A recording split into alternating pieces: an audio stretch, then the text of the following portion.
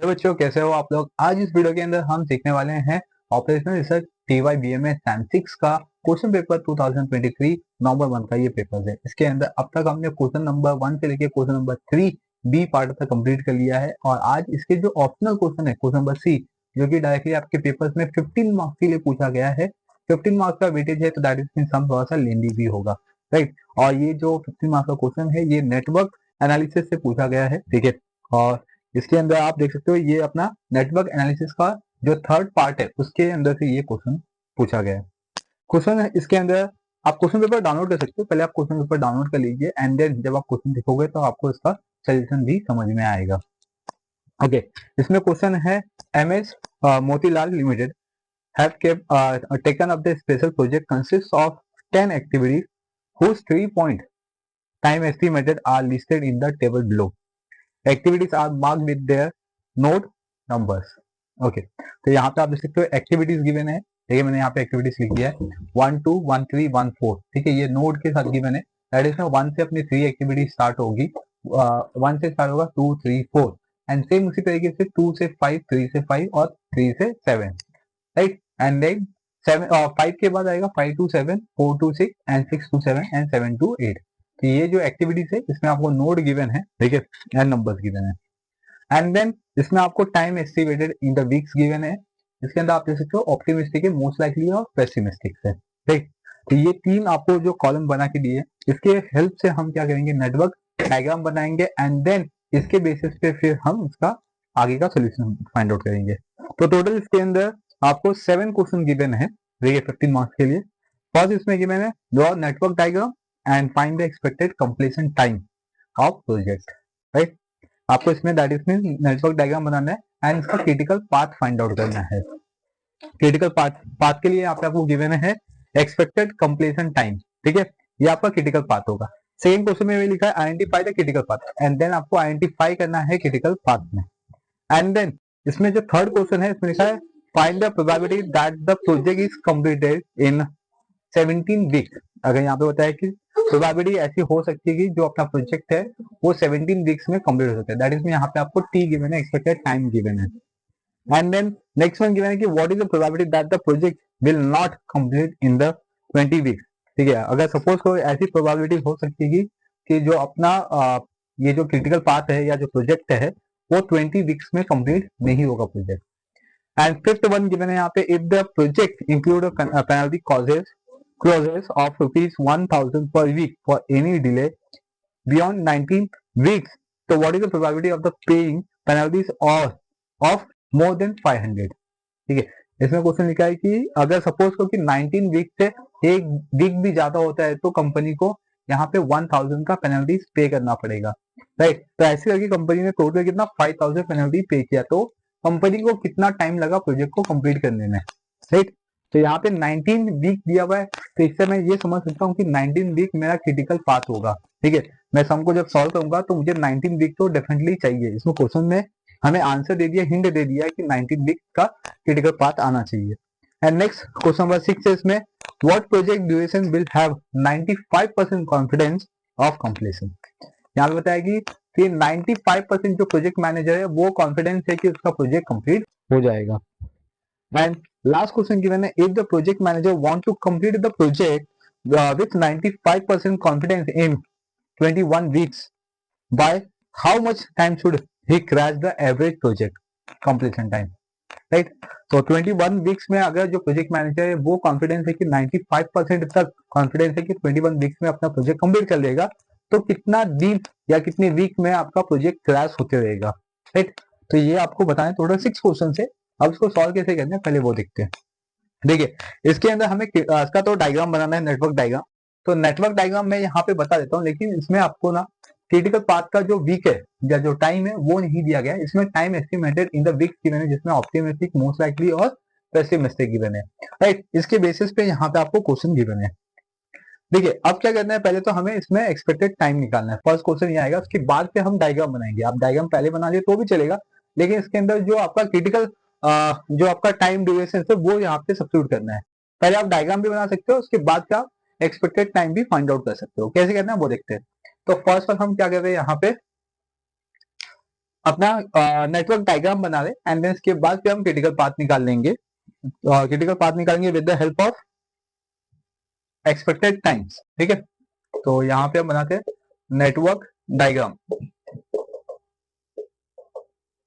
Okay, तो network diagram के लिए कैसे चाहिए अपने को, देखो 1 से 3 एक्टिविटी स्टार्ट है, तो यहाँ पे नोड देता हूँ 1 और इसमें 3 एक्टिविटीज, यहाँ पे 2, यहाँ पे 3 और यहाँ पे 4, राइट, इस बेसिस पे ये हो गया।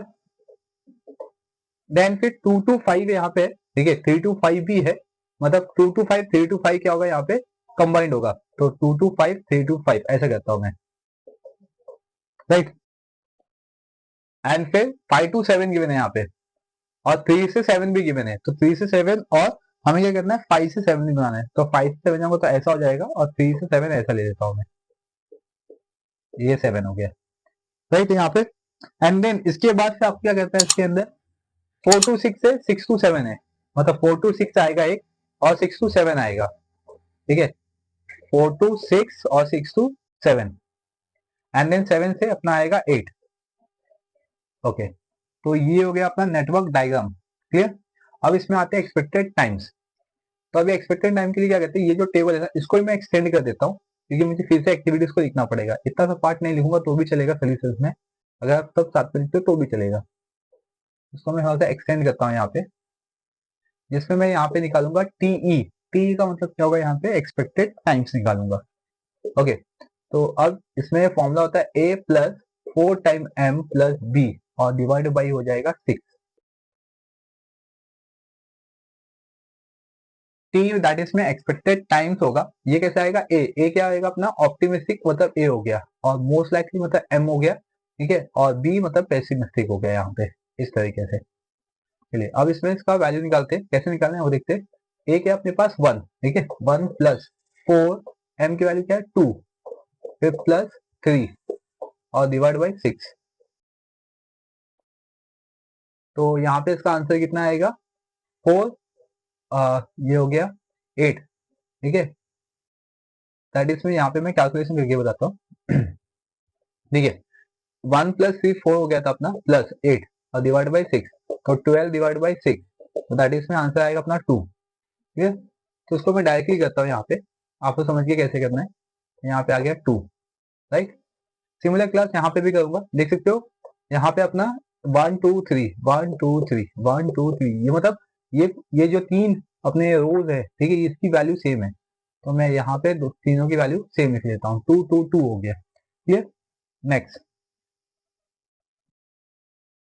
यहाँ तक हो गया। अभी यहाँ से क्या कहता है हमें, पहले देखो ये फॉर्मूला के अकॉर्डिंग पहले ए आएगा, मतलब 4 4 प्लस 20 कर लो, 4 प्लस 20 24, 24 और इसमें 4 से मल्टीप्लाई कर दो, आपको समझ है, 4 प्लस 9 ब्रैकेट में 2 प्लस 20 और डिवाइड बाई 6, तो मतलब 4 प्लस 20 क्या 24 और 9 टू 18 और डिवाइड बाई 6, इसको ऐड कर लेंगे हम, तो इधर पे आ गया 2 1 क्या है कि आप कैसे भी कर सकते हो 42 डिवाइड बाई 6, तो आएगा आंसर 7, इधर 7 आ गया, ठीक है।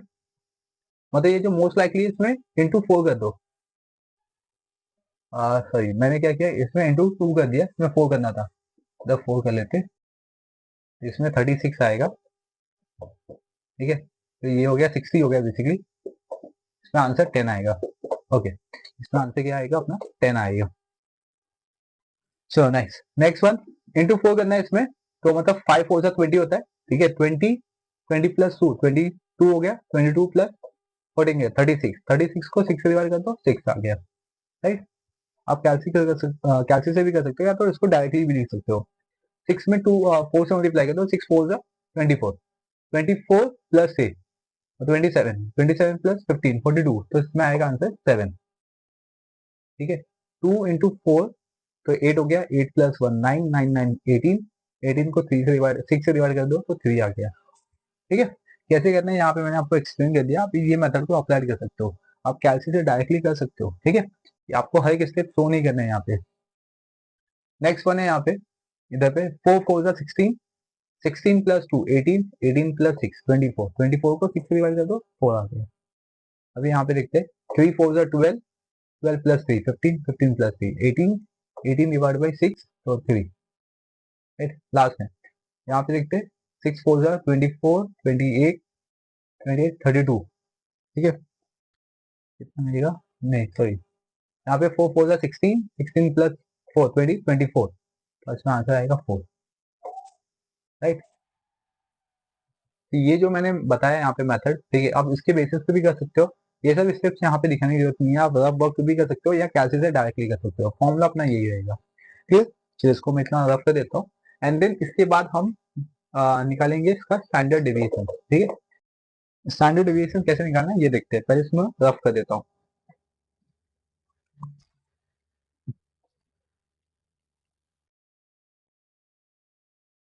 Okay clear. फिर अभी इसमें स्टैंडर्ड डेविएशन निकालते हैं। स्टैंडर्ड डेविएशन का फॉर्मूला होता है B minus sorry B minus A divide by 4।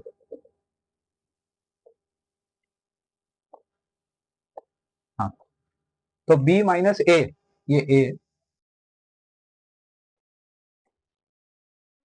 तो बी के अपने पास देखो बी ए और ए, ठीक है। तो दैट इज में 3 - 1, 3 - 1 2, तो 2/4, तो 2/4 यहाँ पे लिखता हूँ मैं। फिर नेक्स्ट देखते हैं, यहाँ पे सेम, यहाँ पे बी है 3 और इधर पे 1 है, तो इधर पे भी 2/4, इधर पे भी 2/4 आ गया, ठीक है। सब में सेम रहेगा यहाँ पे। उसके बाद आते हैं हम लोग यहाँ पे 20, 20 - 4, 20 - 4, 16, 16 डिवाइड बाई 4, ठीक है। तो 16 डिवाइड बाई 4, 4 यहाँ पे मैं डिनोमिनेटर सेम रख रहा हूँ, ठीक है, इसको चेंज नहीं कर रहा हूँ मैं। इसके बाद आएगा यहाँ पे 4 हो गया ना, 1 2 3 4, इधर पे 6 में आते हैं, इधर पे 14, 14 - 2 12, 12 डिवाइड बाई 4। फिर यहाँ पे आते हैं 15 - 3 12, तो अगेन 12/4, ठीक है। फिर 9 - 1 8, 8 डिवाइड बाई 4। फिर अगेन 6 - 2 4, तो 4 डिवाइड बाई 4। फिर 3 - 3 0, ठीक है, 4 - 4 0।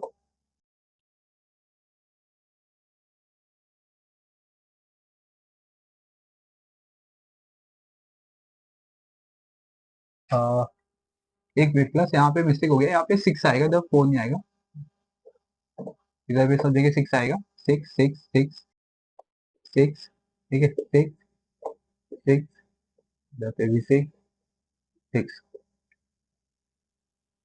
ओके, अब इसके बाद स्टैंडर्ड डेविएशन आ गया, इसका हम वेरिएंस निकाल लेंगे। तो वेरिएंस क्या होता है, इसका स्क्वायर, ठीक है, इसका स्क्वायर कर देंगे। स्टैंडर्ड डेविएशन का क्या होगा, इधर पे स्क्वायर होगा वेरिएंस।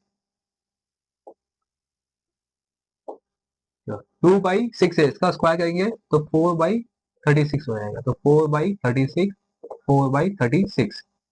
16 का स्क्वायर करेंगे तो इसका आएगा 256 डिवाइड बाई 36। आप कैलसी भी कर सकते हो इसका स्क्वायर के लिए, सेम नंबर का मल्टीप्लाई कर देता है आपको, तो इसका आंसर आ जाएगा। तो 144/36, 8 का होगा 64 डिवाइड बाई 36, 4 का होगा 16 डिवाइड बाई 36, 0 0, ठीक है। ये हो गया यहाँ पे, एंड देन अब हम आते हैं, इतना अपना कंप्लीट हो गया वेरिएंस तक। या देखिए ऑप्टिमिस्टिक, पेसिमिस्टिक और मोस्ट लाइकली आता है, तो आपको टेबल में एक्सपेक्टेड टाइम, स्टैंडर्ड डेविएशन और वेरिएंस, ये आपको फाइंड आउट करना होता है, क्लियर। अब हम आते हैं अपने नेटवर्क डायग्राम में, इसमें आपको क्रिटिकल पाथ फाइंड आउट करना है और उसका एक्सपेक्टेड टाइम फाइंड आउट करना है। तो यहाँ पे जो एक्सपेक्टेड टाइम्स है, इसमें हम सब्स्टिट्यूट करेंगे। तो फर्स्ट जो है, फर्स्ट जो 3 एक्टिविटीज है उसमें 2 2 2 है, तो इसमें 2 2 सब्स्टिट्यूट करते हैं, 2 2 एंड यहाँ पे भी 2। फिर नेक्स्ट देखते हैं 10 है यहाँ पे, यहाँ पे एक्टिविटीज देखिए लिखिए, 3 to 5 में कितना है 6, 3 to 5 में 6 हो गया। फिर 3 to 7 में 7, 3 to 7 में 7, 5 to 7 में 3, हाँ 5 to 7, 5 to 7 में 3। फिर 4 to 6 में 4, 4 to 6 ये रहा 4, 6 to 7 में 3 एंड लास्ट में 4, ठीक है। ये हो गया। अब हम इसका क्रिटिकल पाथ निकालेंगे।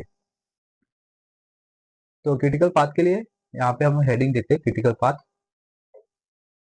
क्रिटिकल पाथ ये फाइंड आउट करेंगे हम। तो इसमें फर्स्ट वन देखो, ऐसा जाएंगे 1 2 5 7 8, 1 2 5 7 8, ठीक है। इसका एक्सपेक्टेड टाइम क्या है, 2 10 3 4, 2 + 10 + 3 + 4, राइट। इसका टोटल कर लेंगे हम, तो इसमें कितना आएगा 19। ओके, सेकेंड देखते हैं अभी। सेकेंड में यहाँ पे इधर सॉल्व करते हैं 1, ठीक है, 1 3 5 7 8, ठीक है, 1 3 5 7 8। इसमें क्या आएगा देखो, 1 3 में 2 है यहाँ पे, 2 प्लस फिर 3 5 ना 6 प्लस फिर आएंगे 3 4, 3 प्लस 4, इसको ऐड कर लेंगे तो इसका आंसर आएगा 15। अभी आते थर्ड, थर्ड अभी ऐसा सेट जाएंगे अपना, तो 1 3 7 8, ठीक है, 7 8। तो 1 3 में देखो 2, फिर 3 7 में 7 एंड 4, दैट इसमें 2 7 और 4, तो इसका आंसर आएगा 13। आते हैं अभी फोर्थ में, ठीक है, अभी ये नीचे वाला जो बचा हुआ है, तो इसमें 1 4 6 7 8, 1 4 6 7 8, इसमें 2 प्लस 4 प्लस 3 प्लस 4, ठीक है, इसका आंसर आएगा 8 और 11 13। ओके, तो ये अपने पास आंसर आ चुका है। तो इसमें सबसे हाईएस्ट वैल्यू क्या है, तो यहाँ पे ये वीक्स में होंगे सब, तो सबसे हाईएस्ट अपना ये है, ठीक है, 19 वीक्स, राइट। तो ये अपना जो 19 वीक्स है ये क्रिटिकल पाथ होगा, तो therefore critical path is 19 weeks, right. इसको मैं यहाँ पे हाईलाइट कर लेता हूँ, 19 वीक्स है, ठीक है, तो डबल अंडरलाइन कर लिया ताकि आपको समझना है कि क्रिटिकल पाथ कहाँ से बनेगा, राइट। तो अपने पास ये 19 वीक्स आ चुका है, तो मतलब ये मेरा हो जाएगा प्रोजेक्ट कंप्लीशन, यहाँ पे होगा project completion time is 19 weeks, clear. तो यहाँ पे मेरा क्वेश्चन नंबर 1 कंप्लीट हो गया, और जो सेकंड क्वेश्चन था कि फाइंड द क्रिटिकल पाथ, तो क्रिटिकल पाथ मैंने यहाँ पे भी फाइंड आउट कर लिया हुआ है, ठीक है, ये मेरा सेकंड क्वेश्चन हो गया क्रिटिकल पाथ, और ये फर्स्ट क्वेश्चन हो गया नेटवर्क डायग्राम और उसके क्रिटिकल पाथ को फाइंड आउट करना या project completion time find out करना। तो प्रोजेक्ट कंप्लीशन टाइम कितना है अपना 90। तो यहाँ पे अपना क्वेश्चन नंबर 1 कंप्लीट हो गया है। अब क्वेश्चन नंबर 2 भी कंप्लीट हो गया, साथ में क्रिटिकल पाथ को आइडेंटिफाई करना। थर्ड क्वेश्चन गिवन है इसमें कि find the probabilities that the project completion 17 weeks, okay. But ये 17 वीक्स का जो आपको एक्सपेक्टेड टाइम दिया गया है, उससे पहले हमें क्या करना है, इसका स्टैंडर्ड डेविएशन भी फाइंड आउट करना है, ठीक है। स्टैंडर्ड डेविएशन कैसे निकालेंगे वो देखते हैं। स्टैंडर्ड डेविएशन से पहले हम लोग इसका वेरिएंस निकाल लेते हैं। तो हमने यहाँ पे वेरिएंस निकाला हुआ है, तो इसमें लिखेंगे variance of critical path, critical path, ठीक है। तो आपके पास ये जो फर्स्ट वन है ना, ये आया ना अपना, तो अपना इसमें क्रिटिकल पाथ क्या 1 2 5 7 8, मतलब 1 से 2, देखो ये 1 से 2 है, तो ये अपना एक वेरिएंस है यहाँ पे। फिर 2 टू 5 है इसमें, तो 2 टू 5 फोर्थ में, तो 3 4 ये रहा, एंड फिर 5 टू 7, 5 टू 7 नीचे से फोर्थ, 1 2 3 4, एंड लास्ट में 7 8, मतलब 0। ये अपना क्रिटिकल पाथ है, ठीक है, मतलब वेरिएंस का क्रिटिकल पाथ। तो अभी इसमें वैल्यू लेते 4 अपॉन 36 प्लस 256 अपॉन 36 प्लस, ठीक है, 64 अपॉन 36 प्लस 0। अभी सबको ऐड कर देंगे, सबको ऐड कर दो, 324 आएगा, डिवाइड बाई 36 हो दो, 36 के टेबल में आता है ये 9 टाइम। आप कैलसी यूज कर सकते हो तो आपको पता चल जाएगा कि ये 324 डिवाइड बाई 36 9 होगा, ठीक है। ये मुझे वेरिएंस मिल गया। अब मुझे इसका स्टैंडर्ड डेविएशन निकालना है। स्टैंडर्ड डेविएशन का फॉर्मूला क्या आता है, अंडर रूट ऑफ वेरिएंस, ठीक है। तो मेरा वेरिएंस कितना है 9, तो 9 का हमने क्या किया, स्क्वायर रूट लेंगे तो 3 हो जाएगा, तो 3 वीक में स्टैंडर्ड डेविएशन आ चुका है, ओके। तो यहाँ पे अब जाके मेरा जो क्वेश्चन नंबर 1 एंड 2 था ये कंप्लीट हो गया फाइनली। क्वेश्चन नंबर 3 में आपको गिवन है, यहाँ पे आपको एक्सपेक्टेड टाइम गिवन है 17 वीक्स का, ठीक है। अगर सपोज करो जो प्रोजेक्ट मैनेजर है वो 17 वीक्स में अपना प्रोजेक्ट कंप्लीट कर रहा है, तो आपको उसकी प्रोबेबिलिटी बतानी है ना, find the probability that the project is completed in 17 weeks. तो इसकी प्रोबेबिलिटीज क्या होगी, आपको यहाँ पे प्रोबेबिलिटीज फाइंड आउट करनी है। तो इसके लिए फॉर्मूला है, देखिए फॉर्मूला लिखते हैं, z equal to T minus, मतलब टी माइनस क्रिटिकल पाथ। तो क्रिटिकल पाथ के लिए हम लिखेंगे सीपी शॉर्ट में, एंड डिवाइड करेंगे उसको स्टैंडर्ड डेविएशन से। तो ये प्रोबेबिलिटी निकालने के फॉर्मूलाज होती है यहाँ पे। अब हम जब प्रोबेबिलिटी के बारे में बात कर रहे हैं तो इट मीन हमें वो टेबल भी दिखना होगा जो अपना नेटवर्क डायग्राम के बेसिस पे आता है, यानी कि नॉर्मल डिस्ट्रीब्यूशन टेबल। ठीक है, तो वो टेबल मैं आपको दे दूंगा ताकि आप उसको डाउनलोड कर सकते हो। ऐसे पेपर में आपको ये मिलेगा, नॉर्मल डिस्ट्रीब्यूशन टेबल का प्रिंट होकर सबसे लास्ट पेज पे होता है। ठीक है, आप जब पेपर डाउनलोड करोगे तो वो आपको टेबल मिल जाएगा।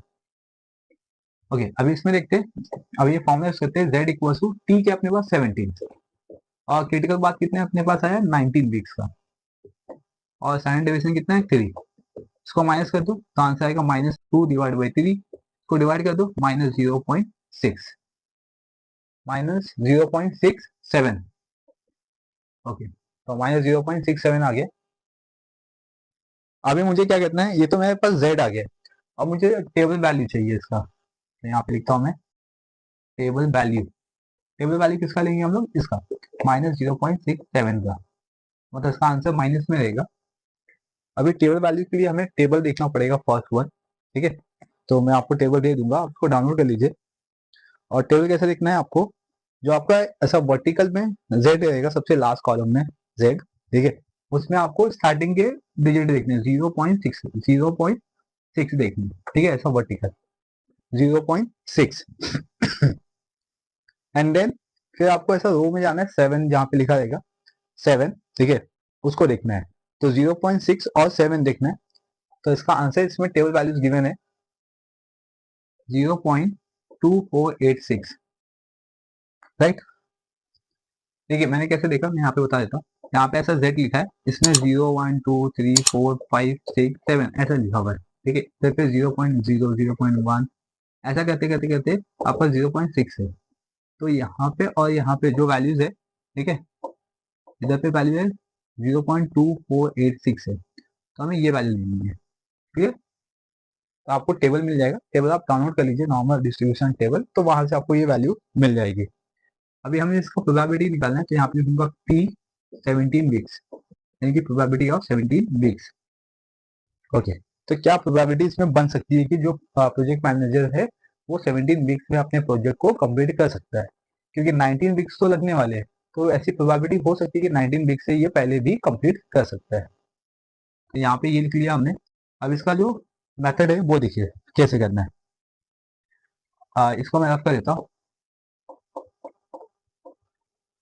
अब मेरा जो नॉर्मल डिस्ट्रीब्यूशन होता है, ठीक है, यहाँ पे ऐसे नॉर्मल डिस्ट्रीब्यूशन, ठीक है, ये हो गया अपना 50%, 0.5। तो हमें पूछा कि ऐसा क्या प्रोबेबिलिटीज है कि जो प्रोजेक्ट मैनेजर है वो 17 वीक्स में अपना प्रोजेक्ट कंप्लीट कर सकता है। तो यहाँ पे अभी मुझे ये नहीं पता है कि ये मेरा मोर देन 50% होगा या लेस देन 50% होगा। ठीक है, तो मैं क्या करूँगा, ये 0.5 है ना, 0.5 में इसको मैं ऐड कर दूंगा, बट इसमें नेगेटिव है, हम बेसिकली क्या करते हैं प्लस करते हैं, बट यहाँ पे माइनस में, तो -0.2486। ठीक है, तो दैट इज में ये माइनस हो जाएगा, आप कैलसी में माइनस कर सकते हो, राइट। तो इसका आंसर आएगा 0.2514 पॉजिटिव है, क्योंकि ये 0.5 ये ज्यादा है इससे, तो आंसर अपना पॉजिटिव में आएगा। और इसमें हम लोग इंटू 100 कर देंगे तो ये परसेंटेज में आ जाएगा। ठीक है, तो इसमें आएगा प्रोबेबिलिटीज, किसका प्रोबेबिलिटीज आएगा 17 वीक्स का, इक्वल टू इसका परसेंटेज करेंगे तो इसका आएगा 25.14%, यानी कि 25.14% के चांसेस है कि जो प्रोजेक्ट मैनेजर है वो 17 वीक में अपने प्रोजेक्ट को कंप्लीट कर सकता है। ठीक है, तो ये हो गया थर्ड वन, बस इतना ही करना था इसमें, यहाँ पे थर्ड आएगा। अभी आते हैं फोर्थ। फोर्थ में भी आपको सेम गिवन है, इसमें लिखा है फोर्थ में कि what is the probability that the project will not be completed in 20 weeks. ठीक है, ऐसी क्या प्रोबेबिलिटीज होगी कि जो प्रोजेक्ट मैनेजर है वो 20 वीक्स में अपना प्रोजेक्ट कंप्लीट नहीं कर पाएगा, यहाँ पे नहीं कर पाएगा गिवन है, तो बट अपने को टोटल सही, एक्सपेक्टेड टाइम्स गिवन है 20 वीक्स का, ठीक है। सेम ऐसे ही करेंगे, सेम फॉर्मूला यूज करेंगे, तो मैं यहाँ पे फॉर्मूला नहीं लिख रहा हूँ, तो z इक्वल टू सेम करना है 20 माइनस सीपी कितना है मेरा 19, मतलब क्रिटिकल पार्ट, और divide by standard deviation. Standard deviation कितना है मेरे पास, यहाँ पे देख सकते हो 3 आया ना, ये मेरा आंसर है स्टैंडर्ड डेविएशन का 3 वीक्स। इसको माइनस करेंगे तो 1/3, इसको डिवाइड करेंगे तो 0.33 ऐसा आएगा अपने पास, ठीक है। तो इसका टेबल वैल्यू देखते हैं अभी, टेबल वैल्यू ऑफ 0.33, इसका टेबल वैल्यू क्या आएगा, तो सेम देखना है आपको, ऐसा z में 0.3 इधर 0.3 देखना है, ठीक है। तो इसका आंसर आएगा 01293, ठीक है। बेसिक हम क्या करते हैं, इसमें प्लस करते हैं, तो इसमें लिखते हैं p ऑफ 20 वीक्स, तो क्या करना है 0.5 प्लस 0.1293। अच्छा, इसमें देखो ये कैसे, ये 25% आया ना अपना, मतलब ये लेस देन क्या हो गया 50, ठीक है, मतलब ये इस पार्ट में आएगा, लेस देन 50 है ना अपना, तो 25% मतलब इसका भी हाफ हो जाएगा, तो इसका हाफ यहाँ पे लेता हूँ मैं, ठीक है। तो इतना इसमें चांसेस होंगे इसके,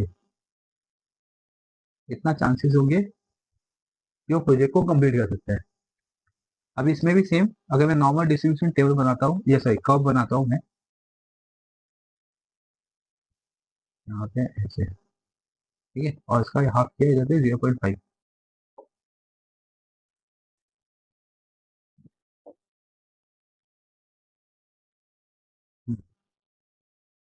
अभी देखते हैं, इसमें देखो प्लस कर रहे हैं हम लोग, तो इसका आंसर पॉजिटिव आएगा, मतलब बिगर देन 0.5 आएगा, तो ऐड कर दो तो 0.6293। अगर मैं इसका परसेंटेज निकालता हूँ, तो आपको समझ गया परसेंटेज कैसे निकालना है, इंटू 100 कर दो, तो 62.93, तो मतलब ये ऑलमोस्ट यहाँ पे 50 के आसपास आएगा, राइट। तो ये मेरा नॉर्मल डिस्ट्रीब्यूशन कर्व है बेसिकली। तो ये अपना हो गया प्रोजेक्ट कंप्लीशन करने का परसेंटेज हो गया, बट इसमें लिखा है कि जो प्रोजेक्ट मैनेजर है वो 20 वीक्स में काम कंप्लीट नहीं कर पाएगा, मतलब प्रोजेक्ट कंप्लीट नहीं कर पाएगा, नहीं कर पाएगा तो उसके लिए भी कंडीशन होता है, वो क्या होता है वो देखते हैं। तो इसमें लिखते हैं पी नॉन, ठीक है, कंप्लीशन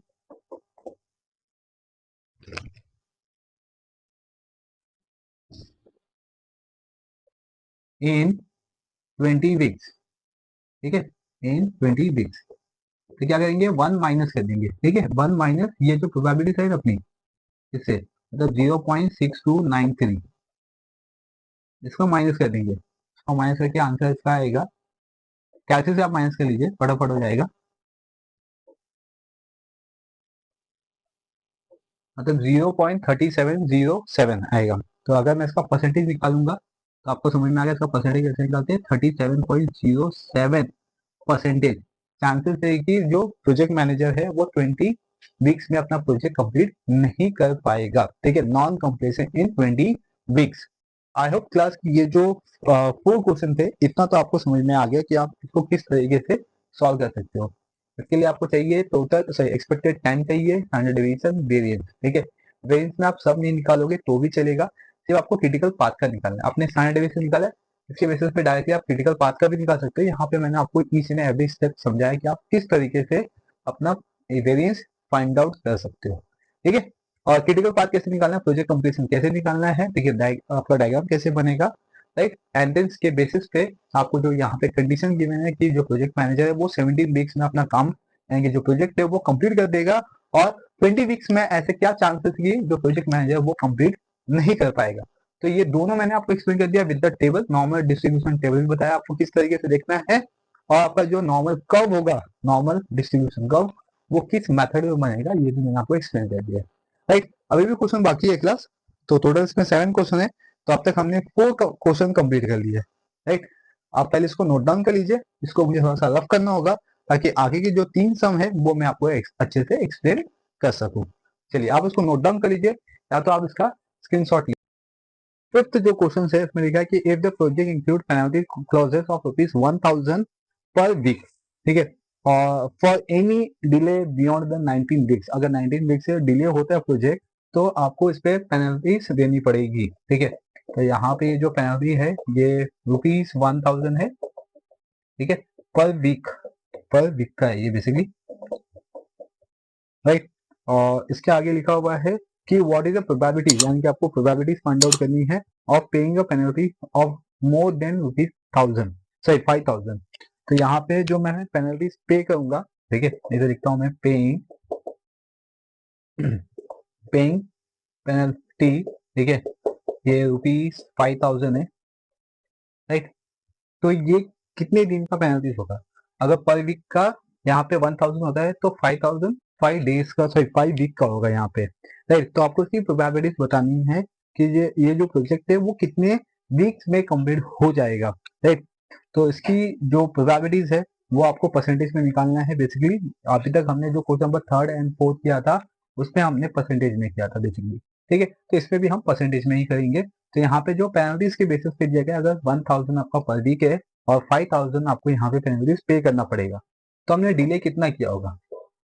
तो इसमें लिखेंगे delay equal to 5000 divide by 1000, तो इक्वल टू 5 वीक्स आ गया प्लस, समझा। तो यहाँ पे डिले कितना होगा अपना? 5 वीक का डिले होगा। अब इसके बेसिस पे आपको क्या करना है, यहाँ पे प्रोबेबिलिटीज निकालनी है। तो कैसे निकालते हैं पहले यहाँ पे बता देता हूँ। तो फर्स्ट हम यहाँ पे टी लिखते हैं, दैट इज मीन टाइम, मतलब 19 डेज अपना तो क्रिटिकल पाथ है ये, plus 5, sorry 19 weeks plus 5 week इसमें ऐड हो जाएगा, जिसके वजह से मुझे 5000 पेनल्टीज पे करना पड़ रहा है।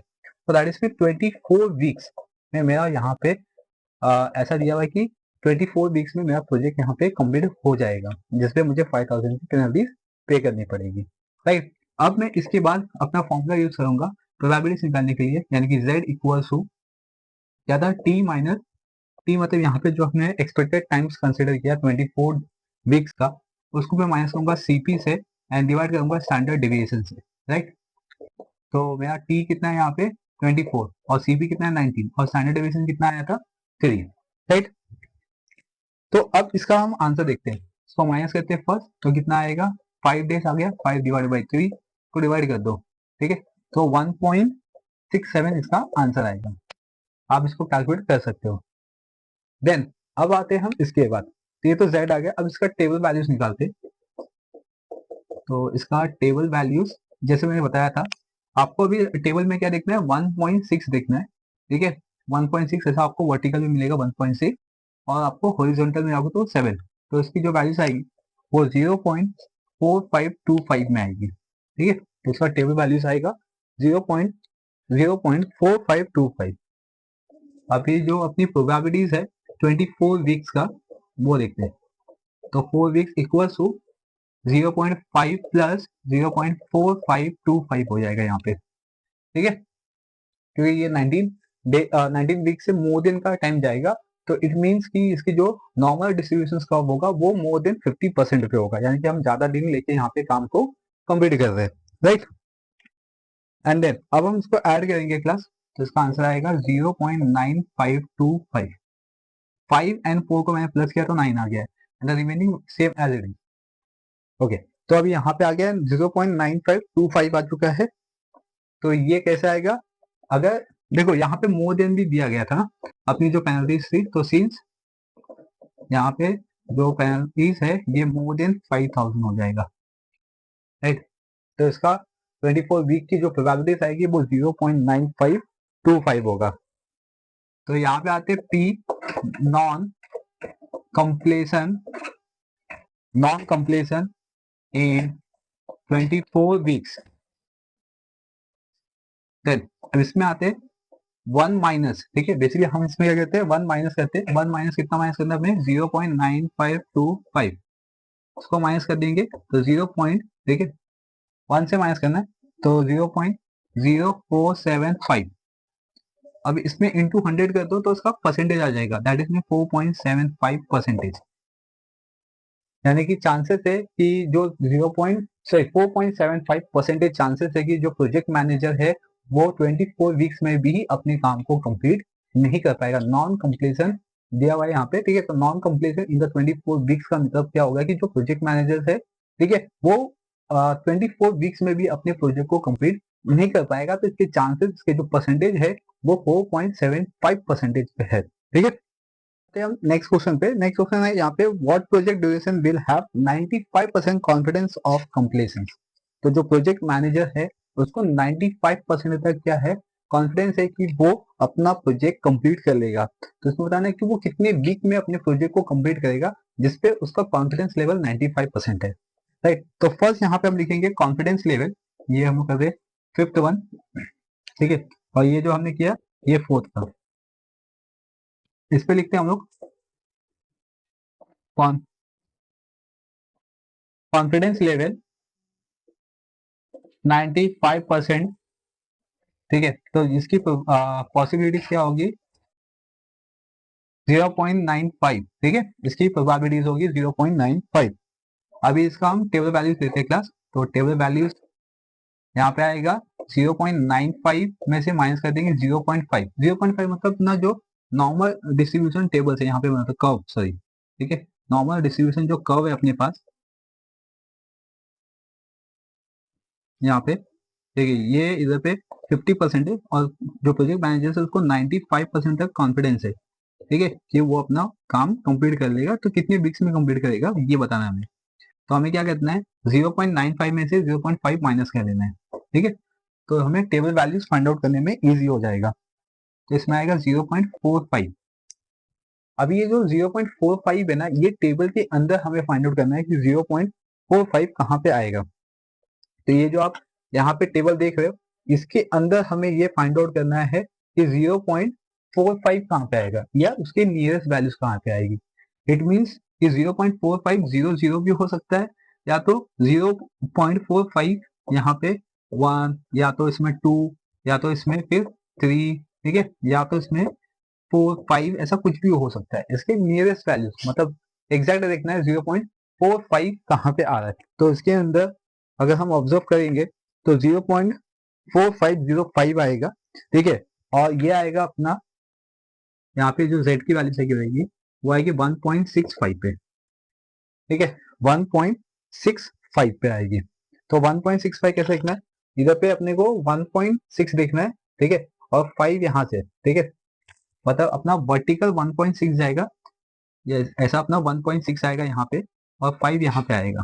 तो इसके बीच की जो वैल्यूज रहेगी वो 1.65 है, ठीक है, सही, इसमें वैल्यूज आएगी 0.4505 है, ठीक है। तो इसीलिए मैंने ये वैल्यूज लिया क्योंकि ये नियरेस्ट वैल्यूज है, ये टेबल में आपको मिल जाएगा क्लास, ठीक है। ओके, तो ये z की वैल्यू हमें मिल गई है यहाँ पे। ओके, तो अब मुझे यहाँ पे z का फॉर्मूला अप्लाई करना है क्योंकि मुझे z की वैल्यू मिल गई है। मुझे बताना है यहाँ पे t बताना है, यानी कि एक्सपेक्टेड टाइम क्या होगा। तो z का फॉर्मूला क्या होता है, यहाँ पे मैंने फॉर्मूला लिखा हुआ है। अब मैं डायरेक्टली यहाँ पे वैल्यू सब्स्टिट्यूट करता हूँ। मुझे t चाहिए, मुझे z मिल गया, तो z के प्लेस पे लिखता हूँ यहाँ पे 1.65, t मुझे फाइंड आउट करना है, फिर cp कितना है 19 और साइन डेविएशन कितना है 3, ठीक है। इसका मैं क्रॉस करूंगा यहाँ पे, इसे क्रॉस करता हूँ मैं 1.65 का इंटू 3 करता हूँ, तो 15, 18, 19, 1 कैरी किया तो 4.95 इक्वल टू टी माइनस 19। इधर पे माइनस है, इस साइड आएगा तो प्लस हो जाएगा, that is T equal to 23.95। तो इसका जो अप्रॉक्स वैल्यूज आएगा वो 24 वीक्स हो जाएगा, ठीक है। ओके, तो यहाँ पे 24 वीक्स लगेगा मैनेजर्स को जो अपने प्रोजेक्ट कंप्लीट कर सके, राइट। तो यहाँ पे लिखते हैं हम लोग करस्पॉन्डिंग, लिखता हूँ मैं करस्पॉन्डिंग प्रोजेक्ट कंप्लीशन, ठीक है, करस्पॉन्डिंग प्रोजेक्ट कंप्लीशन वीक, ठीक है, इज 24 वीक्स। ओके, तो ये मेरा हो गया यहाँ पे 24 वीक्स में प्रोजेक्ट मैनेजर क्या करेगा, अपने प्रोजेक्ट को कंप्लीट कर लेगा। इसके लिए वो 95% तक अपने कॉन्फिडेंस लेवल को रखा हुआ है। नेक्स्ट आते यहाँ पे, if the project manager want to complete the project with 95% confidence in 21 weeks, तो by how much time should he crash the average project completion time. तो इसमें होता है कि अगर सपोज तो जो प्रोजेक्ट मैनेजर है, ठीक है, उसको अपने प्रोजेक्ट को कंप्लीट करने में 21 वीक्स लगता है, कितना 21 वीक्स, उस पर वो 95% का अपना कॉन्फिडेंस लेवल बनाया है। तो प्रोजेक्ट ड्यूरेशन जो है वो क्रैश होने में कितनी बार कितना वीक लगेगा, प्रोजेक्ट क्रैश होने में कितना वीक लगेगा। क्रैश मतलब सेम टाइम, मतलब ऐसे बहुत सारे जो प्रोजेक्ट है उसको एक ही बार में कंप्लीट करना पड़ेगा ताकि वो 21 वीक्स में कंप्लीट कर ले। तो बेसिक सिंपल सा आंसर है, 24 वीक्स पे वो 95% कॉन्फिडेंस है। अब यहाँ पे 21 दिया हुआ है, 24 से 21 माइनस करेंगे तो 3 वीक्स हो जाएगा। तो यहाँ पे मैंने आपको डायरेक्ट कैलकुलेशन समझा दिया, लेकिन इसका स्टेटमेंट लिखना है। इसमें आएगा सिंस द करस्पॉन्डिंग प्रोजेक्ट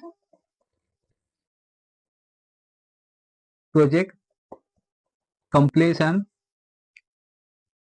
ठीक है, completion duration of 95% confidence is 24 weeks, ठीक है, बट द प्रोजेक्ट मैनेजर, ठीक है, project manager want to complete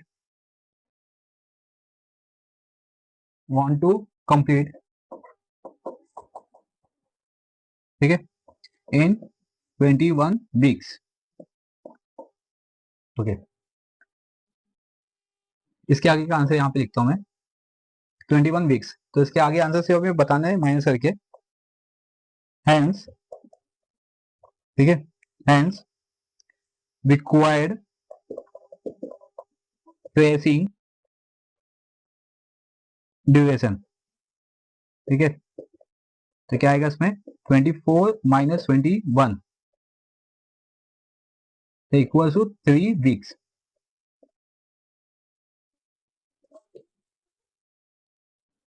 ठीक है, तो प्रोजेक्ट क्रैशिंग में कितना होगा, 3 वीक्स क्रैश होगा, तो जाके जो प्रोजेक्ट मैनेजर है वो अपना जो प्रोजेक्ट है वो 21 वीक्स में कंप्लीट कर पाएगा। ठीक है, क्योंकि जो प्रोजेक्ट मैनेजर है वो 95% तक कॉन्फिडेंस है कि वो 24 वीक्स में करेगा, लेकिन हमें बताया कि अगर 21 वीक्स में उसको करना हुआ विद द 95% कॉन्फिडेंस लेवल, तो उसको कितने वीक्स में क्रैशिंग करना पड़ेगा, तो 3 वीक्स का उसको क्रैशिंग होगा, जिसके बेसिस पे वो अपने प्रोजेक्ट को कंप्लीट कर लेगा। आई होप क्लास की ये जो क्वेश्चन था ये आपको कंप्लीटली समझ में आ गया, जो कि लेंदी क्वेश्चन था, 15 मार्क्स के लिए था, जिसके अंदर आपको इसमें expected time, standard deviation, variation, ठीक है, सब कुछ फाइंड आउट करना था। एकदम पूरा कंप्लीटली बोल सकते हो जो अपना चैप्टर है ये इस पे ही है पूरा। ठीक है, अगर आपने ये पूरे सम को कंप्लीट कर लिया मतलब ये पूरा चैप्टर आपका कंप्लीट हो जाएगा, क्योंकि पूरे चैप्टर के अंदर यही कॉन्सेप्ट गिवन है और पूरे पेपर के अंदर 15 मार्क्स का यही आपको डायरेक्टली गिवन है, एक ही क्वेश्चन गिवन है। इसके अगेंस्ट में 2 ऑप्शन में था ए एंड बी। ठीक है, तो आप ये भी अटेम्प्ट कर सकते हो, लेकिन लेंदी है। जिन बच्चों को समझ में आ गया उसके लिए बहुत ईजी हो जाएगा। आप इसको देखिए, समझिए हर एक स्टेप को, डेफिनेटली आपको समझ में आएगा। लेकिन मैं तो बोलूंगा इसके अगेंस्ट में जो ए एंड बी है उसको ज्यादा अटेम्प्ट करो, उसमें ज्यादा मार्क्स मिलने के चांसेस आपको है। चलिए, इस वीडियो में इस लेक्चर में बस इतना ही है आज का पेपर। ठीक है, अब हम नेक्स्ट लेक्चर में स्टार्ट करेंगे इसके क्वेश्चन नंबर 4 में, यानी कि 2023 का जो पेपर है नवंबर मंथ का, उसमें क्वेश्चन नंबर 4 हम स्टार्ट करेंगे।